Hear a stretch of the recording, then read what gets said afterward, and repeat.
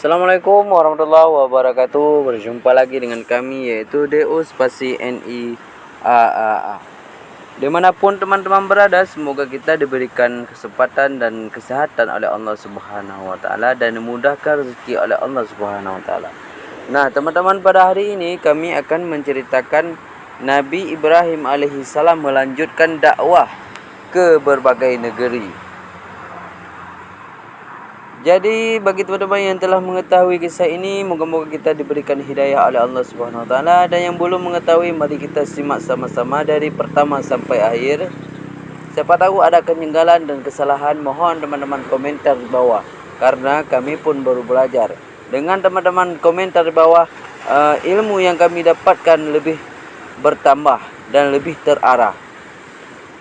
Ayo teman-teman, langsung saja ke kisahnya, yaitu Nabi Ibrahim tetap melanjutkan dakwahnya di jalan Allah Subhanahu wa taala. Nabi Ibrahim mencurahkan tenaga dan upayanya untuk membimbing kaumnya. Nabi Ibrahim berusaha menyadarkan mereka dengan berbagai cara. Meskipun beliau sangat cinta dan menyayangi mereka, mereka malah justru marah kepadanya dan malah mengusirnya. Dan tiada yang beriman bersamanya kecuali orang perempuan dan seorang lelaki. Perempuan itu bernama Sarah, yang kemudian menjadi istrinya, sedangkan laki-laki itu adalah Lut, yang kemudian menjadi nabi setelahnya. Ketika Nabi Ibrahim mengetahui bahawa tidak seorang pun beriman selain kedua orang tersebut, ia menetapkan untuk berhijrah. Sebelum beliau berhijrah, ia mengajak ayahnya beriman. Kemudian Nabi Ibrahim mengetahui bahawa ayahnya adalah musuh Allah Subhanahu wa taala dan dia tidak akan beriman. Nabi Ibrahim pun melepas diri darinya dan memutuskan hubungan dengannya. Melalui kisah tersebut, Allah Subhanahu wa taala memberitahukan kepada kita bahawa hubungan satu-satunya yang harus dipelihara dan harus diperhatikan di antara hubungan-hubungan kemanusiaan adalah hubungan keimanan. Bukan hanya hubungan darah. Allah Subhanahu wa taala berfirman dalam surah Al-Taubah, dan permintaan ampun dari Ibrahim kepada Allah untuk bapaknya tidak lain hanyalah karena suatu janji yang telah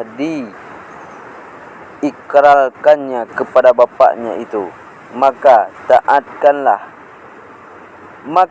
kalah jelas bagi Ibrahim bahawa bapaknya itu adalah musuh Allah. Maka Ibrahim berlepas diri darinya. Sesungguhnya Ibrahim adalah seorang yang sangat lembut hatinya lagi penyantun. Ini adalah disebutkan dalam surat Al-Taubah ayat 114.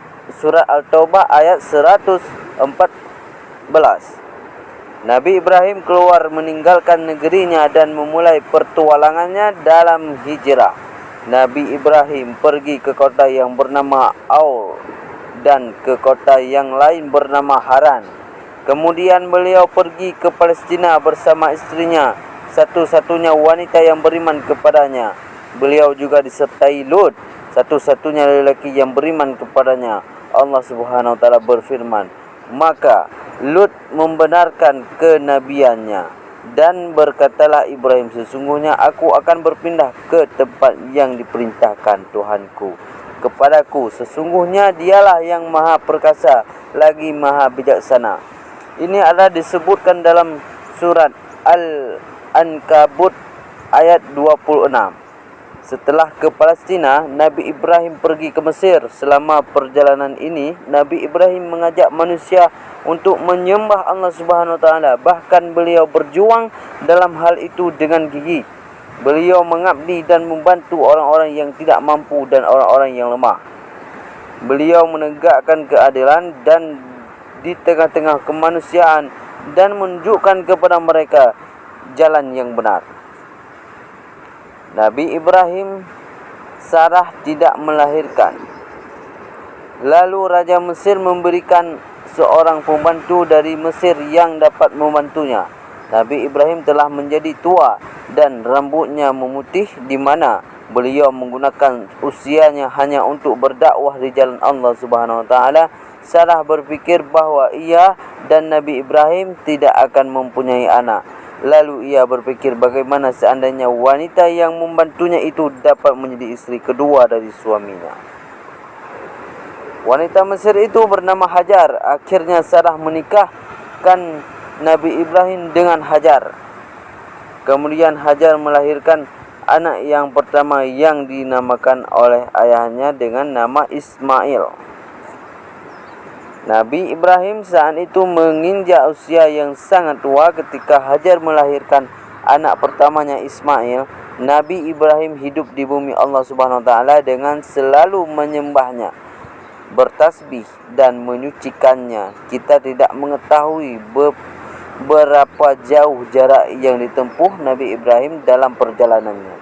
Beliau adalah seorang musafir di jalan Allah Subhanahu wa taala. Seorang musafir di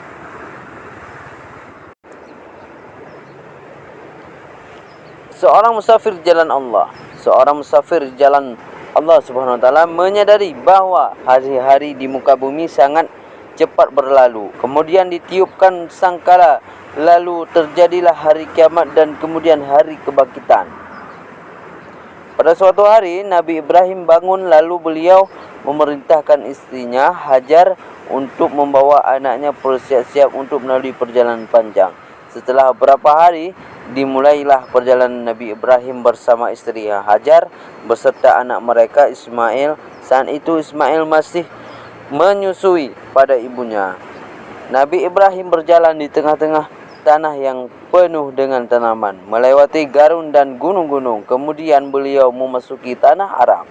Nabi Ibrahim menuju ke suatu lembah yang di dalamnya tidak ada tanaman, tidak ada buah-buahan, tidak ada perpohonan, tidak ada makanan dan tidak ada air. Lembah itu kosong dari tanda-tanda kehidupan. Nabi Ibrahim sampai ke lembah, lalu beliau turun dari atas punggung hewan tunggangannya. Lalu beliau menurunkan istrinya dan anaknya dan meninggalkan mereka di sana. Mereka hanya dibekali dengan makanan dan sedikit air yang tidak cukup untuk kebutuhan 2 hari. Ketika beliau mulai meninggalkan mereka dan berjalan, tiba-tiba istrinya segera menyusul dan berkata kepadanya, "Wahai Ibrahim, kemana engkau pergi? Mengapa engkau meninggalkan kami di lembah ini, padahal di dalamnya tidak terdapat sesuatu pun?" Nabi Ibrahim tidak segera menjawab dan ia tetap berjalan. Istrinya pun kembali mengatakan perkataan yang dikatakan sebelumnya. Namun Nabi Ibrahim tetap diam. Akhirnya si istri memahami bahawa Nabi Ibrahim tidak bersikap demikian kecuali mendapat perintah dari Allah Subhanahu wa taala. Kemudian si istri bertanya, "Apakah Allah Subhanahu wa taala memerintahkannya yang demikian ini?" Nabi Ibrahim menjawab, "Benar." Istri yang beriman itu berkata, "Kalau begitu kita tidak akan disia-siakan." Nabi Ibrahim menuju ke tempat di suatu gunung, lalu beliau mengangkat kedua tangannya untuk berdoa kepada Allah Subhanahu wa taala. "Ya Tuhan kami, sesungguhnya aku telah menempatkan sebagian keturunanku di lembah yang tidak mempunyai tanaman-tanaman di dekat rumah engkau. Begitulah yang dihormati." Ini adalah disebutkan dalam surat Ibrahim ayat 37. Saat itu Baitullah Ka'bah belum dibangun. Terdapat hikmah yang tinggi dalam perjalanan yang penuh dengan misteri ini. Nabi Ismail ditinggalkan bersama ibunya di tempat ini. Ismail lah yang akan bertanggung jawab bersama ayahnya dalam pembangunan Ka'bah.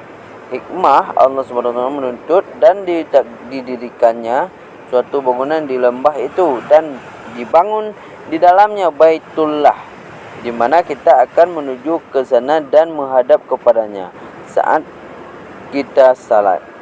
Nabi Ibrahim meninggalkan istrinya dan anaknya yang masih menyusui di padang Sahara.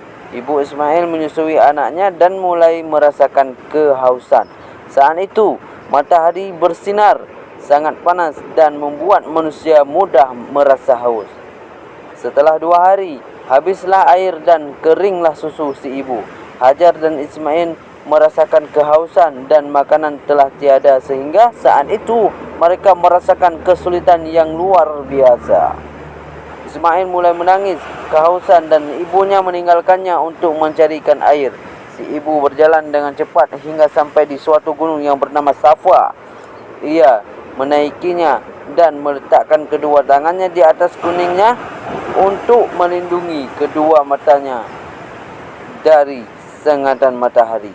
Ia mulai mencari-cari sumber air atau sumur atau seorang yang dapat membantunya, atau khalifah untuk musafir yang dapat menolongnya, atau berita, namun semua harapannya itu gagal. Ia segera turun dari Safa dan ia mulai berlari dan mulai suatu lembah dan sampai ke suatu gunung yang bernama Marwah. Ia pun mendakinya dan melihat apakah ada seorang, tetapi ia tidak melihat ada seseorang.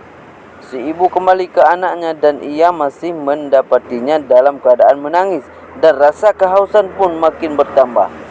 Ia segera menuju ke Safa dan berdiri di atasnya. Kemudian ia menuju ke Marwah dan melihat-lihat.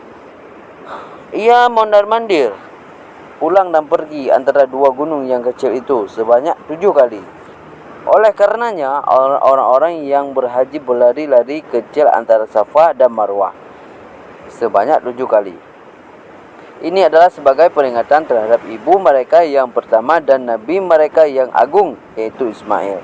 Setelah putaran ketujuh, Hajar kembali dalam keadaan letih dan dia duduk di sisi anaknya yang masih menangis. Di tengah-tengah situasi yang sulit ini, Allah Subhanahu wa taala menurunkan rahmat-Nya. Ismail pun memukul-mukulkan kakinya di atas tanah dalam keadaan menangis. Lalu memancarlah di bawah kakinya sumur Zam-Zam, sehingga kehidupan si anak dan si ibu menjadi terselamatkan.